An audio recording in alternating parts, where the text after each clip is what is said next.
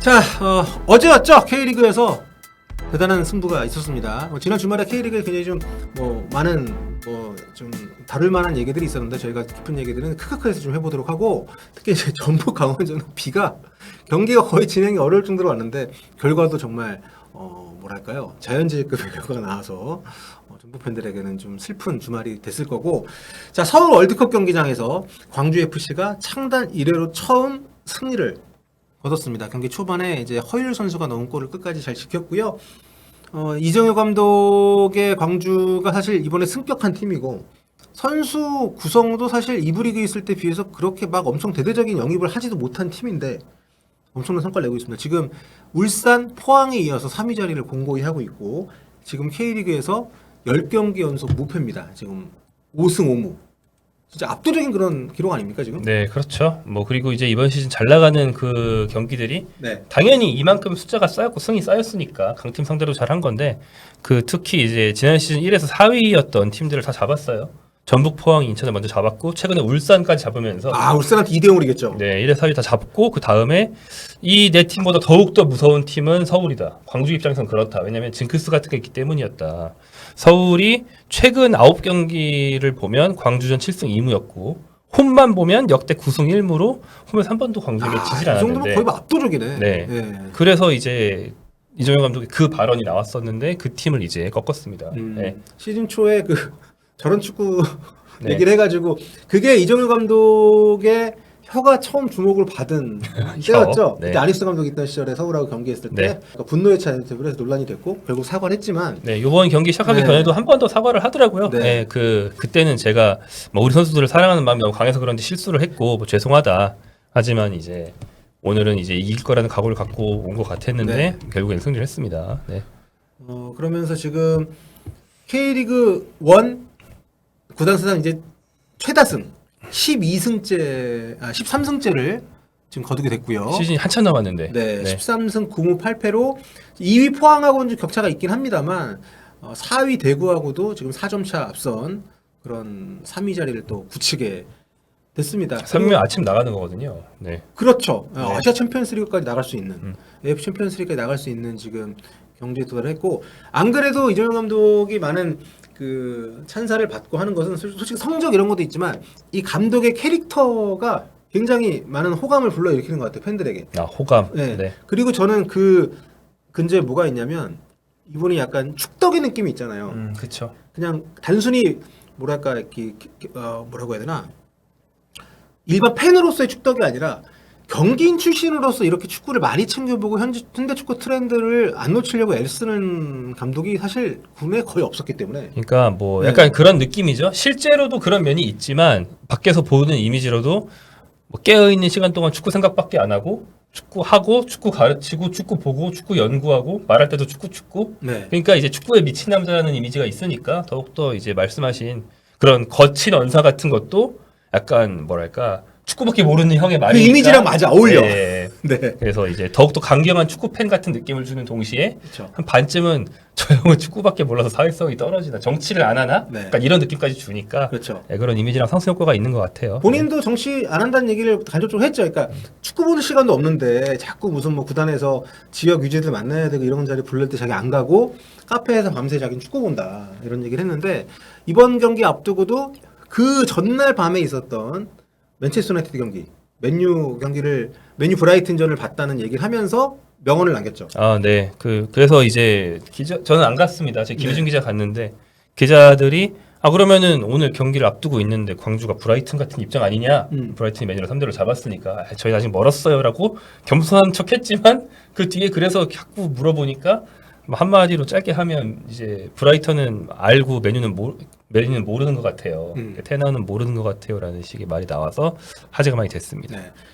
결국 그 경기처럼 결과를 얻어냈고. 그렇죠. 네. 그러니까 저는 그게 포인트인 것 같아요. 그날 새벽에 있던 경기이기 때문에 보통 이제 우리가 일반적으로 생각할 때 경기 당일날은 감독이건 선수건 좀 그래도 일찍 자고 다음날 경기를 위해서 올인을 하는 이런 느낌이 있는데 그 경기를 봤다는 거 아니에요.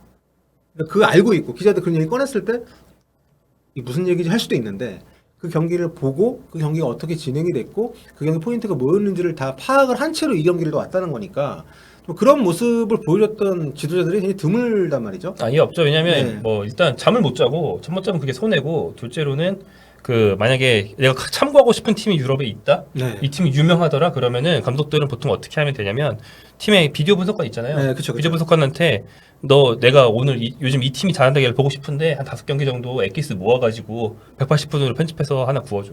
네, 이렇게 그쵸. 말해서 보거든요. 그렇죠. 그냥 TV로 본 사람은 없습니다. 네. 근데 이주열 감독은 그렇게 엑기스를 그 비디오 분석관의 눈으로 이렇게 편집해서 준 거 말고 새벽에 풀 경기를 보면서 내가 직접 찾을 수 있는 인사이트가 있는지 계속 보고 있는 거죠. 그렇죠. 그리고 뭐 심지어는 최근에 그 K리그에서 아주 화제인 토트넘 포스테코글루 감독의 축구도 토트넘도 아니고 셀틱도 아니고 요코하마 때부터 분석을 했었다고 얘기를 하더라고요. 네, 뭐 봐서 네. 참고를 할 점이 있었다. 배울 게 있으면 다 본다.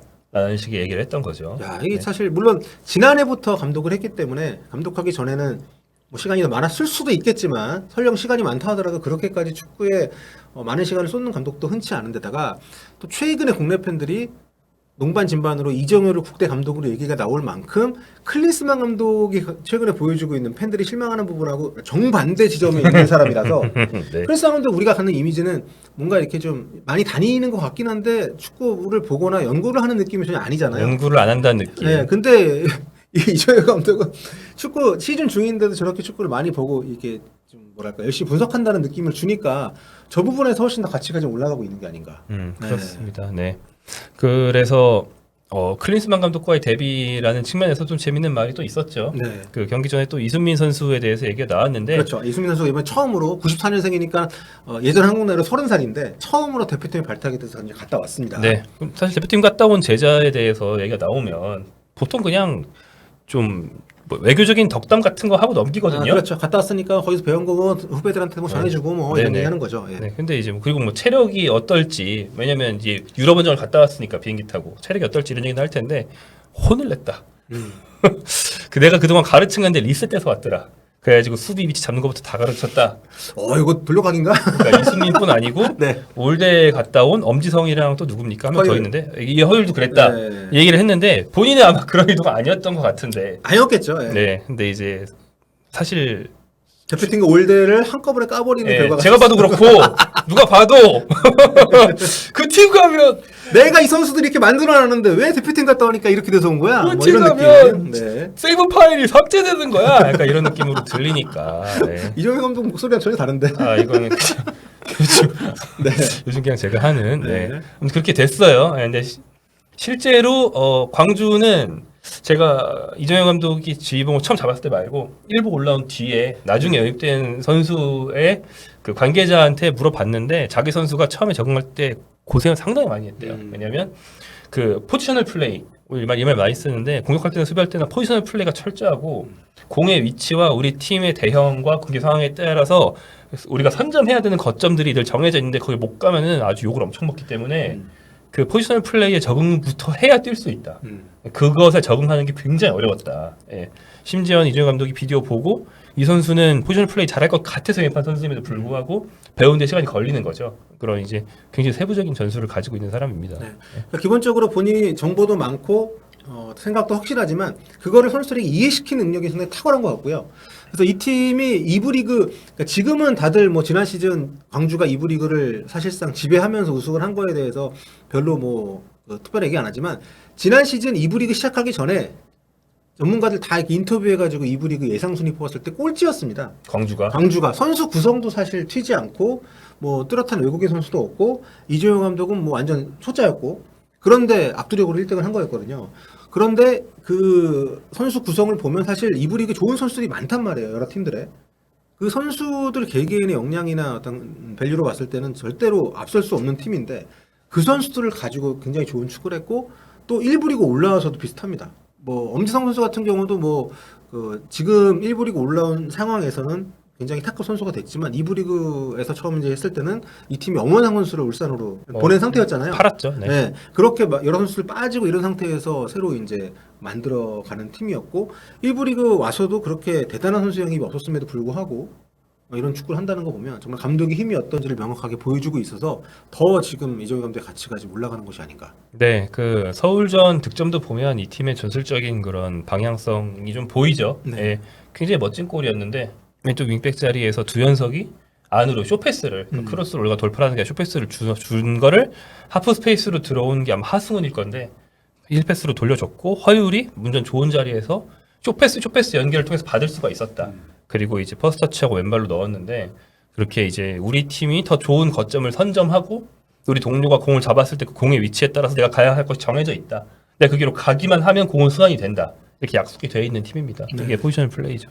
선수들 개개인의 역량도 물론 당연히 중요하지만 그것보다 팀으로서의 움직임이 더 중요하다라는 철학을 갖고 지금 굉장히 좀 선풍을 일으키고 있고 성적까지 나고 있기 때문에 좀 김기동 감독님도 당연히 뭐 K리그에서 최고의 감독이고 성과도 내고 있지만 또 이렇게 미디어나 팬들 같은 경우는 새롭게 등장한 신성에게 또 환호를 하잖아요. 그러니까 이정효 감독이 올 시즌은 정말 많은 주목을 받고 있는 상황에서 성적이 좀 많이 나고 있다. 네, 현재 K리그에서 뭐 전술과 뭐 어떤 리더십이나 특히 예산 대비까지 감안했을 때는 그 두 명이 네. 가장 뭐 좋은 평가를 받고 있죠. 그렇죠. 자, 아무튼 이정효 감독의 이 분위기는 계속 좀 한동안 이어질 것 같고 많은 사람들이 궁금해하는 것 같아요. 뭐 대표팀이 됐든 아니면 다른 팀이 됐든 아직 뭐 전혀 뭐 이적 썰도 없고 뭐 다른 팀으로 간다는 얘기도 없지만 과연 이정효 감독이 스타가 많은 팀을 맡았을 때는 과연 어떤 축구를 할 것인지 뭐 그런 거에 대한 궁금증이 나올 만큼 네. 이정효 감독에 대한 주가가 많이 올라가고 있습니다. 대표팀은 뭐 아직 멀었고요. 그러니까 분위기가 예. 우리나라 축구 문화도 그렇거니와 뭐 아직 보여주는 게 아주 강렬하지만 짧기 때문에 그렇죠. 상황도 그렇고 근데 그 전에 저는 대표팀보다 먼저 앞서서 국내에 가장 예산이 많은 편에 드는 팀들 이정효 감독한테 기회를 먼저 주는 게 더 선행돼야 된다고 생각합니다. 네. 근데 이런 분위기로 가면은 광주 ACL 다음 시즌에 이정효 감독 시절 나가는 것도 굉장히 기대는 되네요. 네, 뭐 이정효 감독은 본인이 강주에서 오래 하고 싶다는 식의 얘기도 한 적이 있고요. 예, 뭐 더 발전시킬 수 있다 내가. 예. 광주가 꾸준히 과거부터 뭐 박진섭, 뭐 남기일, 또 이정효 감독까지 굉장히 좀 뭐랄까 새로운 감독들을 발굴을 해서 성과를 내는 그런 역사가 있는 팀인데 그래도 여건이 썩 좋지가 않아서 지금 뭐 훈련 시설이나 이런 것 때문에 광주가 좀 많은 동정심을 사고 있을 만큼 안 좋은 여건에도 불구하고 성과를 좀 내고 있는데 그런 게 뒷받침이 된다면은 정말 장기적으로 광주라는 팀이 지금보다 훨씬 높은 단계까지 올라갈 수 있지 않을까라는 기대를 하게 만드는 감독입니다. 네, 그럼요. 네. 네. 그리고 본인이 선수 시절 때 자기는 꿈이 너무 이 얘기 너무 인상적이더라고. 나는 꿈이 너무 작았다. 그냥 K리그 안에서 최대한 오랫동안 선수 생활하는 게 목표였는데 지금 내 꿈은 우리 선수들이 더 큰 꿈을 갖게 만들어주는 거다. 요 멘트가 저는 굉장히 인상적이어서 그 꿈을 좀 많이 응원을 하고 그래서 광주에서 굉장히 좀 좋은 성과를 올 시즌에 냈으면 하는 바람이 좀 있고 얘기하신 것처럼 스타 플레이어 위주 이름값으로 감독 자리를 이렇게 주는 문화를 좀 바꿀 수 있는 그런 천병 역할도 하실 수 있지 않을까. 앞으로 좀 기대가 많이 되는 이정효 감독에 대한 이야기를 나눠봤습니다.